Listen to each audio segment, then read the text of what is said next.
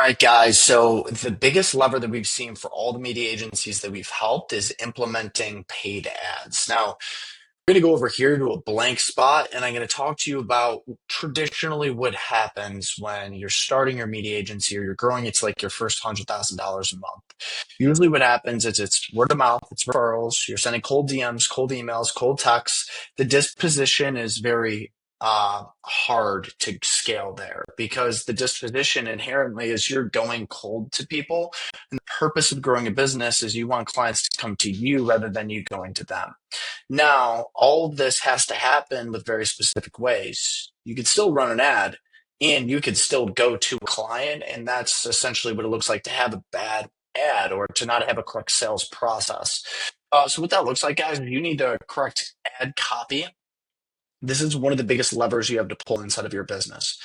So everything in business comes down, or every problem in business comes down to the miscommunication of an offer, miscommunication of your value.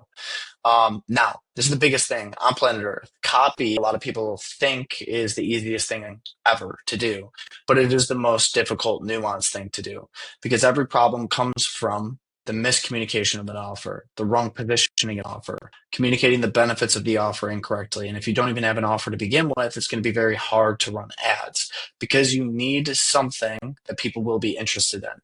And the biggest problem here with video business owners is we don't want to put together an offer that's our services. We want to put together an ROI or benefits driven offer so that our services is just the byproduct of our offer.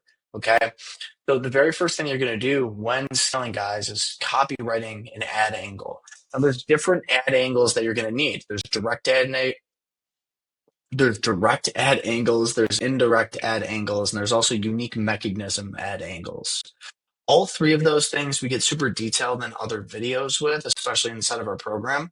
But think of it like this: a direct ad angle, we're going to be talking today. That's just a very plain offer with proof and what makes you unique and superior from anyone else doing this. If you guys don't have a copywriting team in-house, you're going to want to review your copy, okay? And in the beginning of the stages, go through ChatGPT, make sure that it could get verified and approved by Meta. Also, share it with other people. Your prospects will tell you everything that you need to know about your business. They'll tell you everything. First, growing our media agency, every single time we were thinking about a change or going to market with something, guess who we would ask? We would ask all 1,000 clients. We'd send out an email or a call or a text, and that was our approval process. You guys should have an SOP or a system of processes for an approval process inside of your business as well. And the most efficient way to do that is going directly to your clients. A lot of people get really scared of this, but if you guys are writing copy and you want to go to market with a new offer, talk to your current clients. They'll be very receptive, and you'll be surprised on how honest they will be with you if you frame it the correct way. On top of that, guys, filming ads. So filming ads, this is pretty simple. You guys are either a business owner or a media business owner or a content creator, and you guys know how to film ads, right? So this one's not too crazy, but you're going to want to film it. You're going to want to be standing usually in your ads. You're going to want movement in the background. You're going to want credibility. You're going to want hand motion, and you're going to want some personality. Okay, this one's the easiest to do is show your personality, and don't get discouraged by how you communicate. I'm particularly and not the best communicator on camera. But I can't help that. Like, that's just who I am. That's how I talk. And when I listen to my own videos, I literally can't listen to them or I have to plug my ears. But here's the truth, guys. That's how I talk. I can't change how I talk. The same way with you. You might not love the way that you're a communicator, but other people might love it. Other people might resonate with it. And again, just be true to who you are. Don't change who you are. Don't try and change the way that you communicate. Then you're going to want to change the kind of funnel that you have or put together a correct funnel. So there's two different funnels that we teach inside of Rep Leadership, and that's a direct funnel and an indirect funnel. A direct funnel is creating content with a great offer to get a lead. And that lead is done through a lead form, and that's technically set up to your Facebook. You can do a Facebook lead form and sync that lead form with your CRM. Now, this is the biggest lever you guys have to pull in your business because traditionally, if you're going word of mouth and you guys have a bankroll coming in, you have $5, $10, $20, $50,000 a month coming in every single month, you're going to see massive growth. If you have an offer that's already proven, you already have proof, you already have success stories, Now it's just a matter of like taking out the knowledge of what you have behind that offer, putting it into a generalized ad so that people want to give you their information and ultimately opt in. Now, this is where the technical parts of growing a business really matter because you need to know what your sales process is going to look like. So, just as a quick recap, you have an offer that's accepted and proven to the market. So, either copywriting or you're going to your actual clients and asking them, is this something that I should run out? Would you pay for this? Then you film the ad and then you choose a direct or indirect funnel. Direct funnel and indirect funnels, again, they're different ways to collect leads. Indirect funnel builds a following, direct funnel gets leads. This one is a lot more direct to market. So if you already have an Instagram with a following and a couple thousand followers and you got proof and you have all that stuff, just run a direct funnel unless your true goal is to get known, like known in your market. Now, direct funnel. This is where you're going to need to set up you're going to have your form that your prospects fill out. That form will be used for you to grade applications and sort. And then you're also going to need those applications to be synced automatically to your CRM. Then you're going to populate them to your CRM. Your setters or whoever's taking in all of those new leads, they're going to be applying tasks and notes to every single lead that comes in. At the end of the day, guys, you need to keep track of your KPIs, so your key performance indicators. All of the money that you're spending, you're going to be spending to get leads. You have to figure out what your cost per lead is, your cost per click, your cost to get 1,000 views, your cost per booked meeting, your cost per qualified booked meeting, your cost per sale, your cost per revenue collected. Those are all your KPIs. And the only necessary way to actually organize that inside of your business is to have a CRM. Okay. So what I like to do is I like to automatically do Zapier, create a contact, add the application, and assign that lead into workflows. So leads that are great qualifier fits, they go right to our salespeople.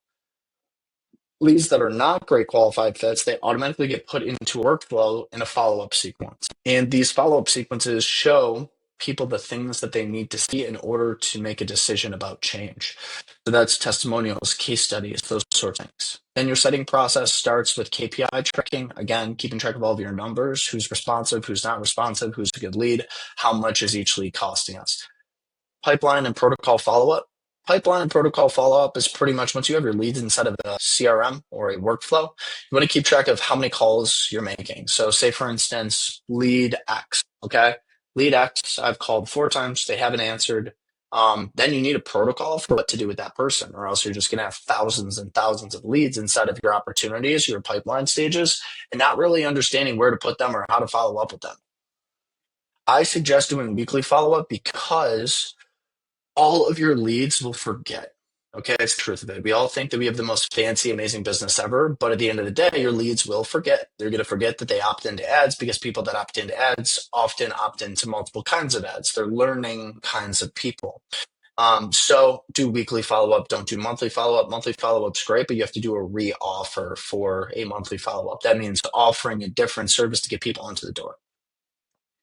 Then the organizational path from getting a lead into a booked call is they go into your CRM. Then you have a set call and a triage call. The set call is to see if they're a great fit. Then setting another call, which is a triage call to get them actually booked onto your calendar. And then you're going to address all of the 7 beliefs before your call. This is our sales training that you guys will get complete access to. But our sales training is addressing the 7 beliefs required by a human being in order to make change. Then you set them to an appointment. And then this is where you actually start your sales process. This is how we provide consistency and predictability in lead flow, guys. Okay. And this is because with word of mouth referrals, it's hard to get consistent and predictable growth. But with an actual process that you can track your numbers and your KPIs by, you can provide consistency and predictability. Let me put it like this. If you guys were to add 100 new clients next month, it all came from word of mouth referrals, it's hard to duplicate that next month because you were waiting for Nancy or Paul to refer you. But if you were to have a process like this and you were creating your own lead flow, then you know how to double.